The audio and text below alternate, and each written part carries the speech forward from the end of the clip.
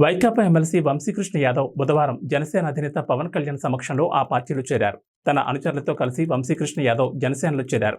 ఉత్తరాంధ్రలో వైకాపాకు జనసేన పోటీకి ఎదుగుతోంది. అసెంబ్లీ ఎన్నికల్లో గాజువాక నుండి పవన్ కళ్యాణ్ పోటీ చేసే అవకాశం ఉందని ప్రచారం సాగుతోంది. ఈ తరుణంలో ఉమ్మడి విశాఖ జిల్లాపై పవన్ కళ్యాణ్ ఫోకస్ పెంచారు. గతంలో తెలుగుదేశం వైకాపాలలో పనిచేసిన పంచకర్ల రమేష్ బాబు కూడా జనసేనలో చేరారు. తాజాగా ఎమ్మెల్సీ వంశీకృష్ణ యాదవ్ చేరడం ఆ పార్టీకి కలిసి వచ్చే పరిణామంగా రాజకీయ పరిశీలకులు భావిస్తున్నారు.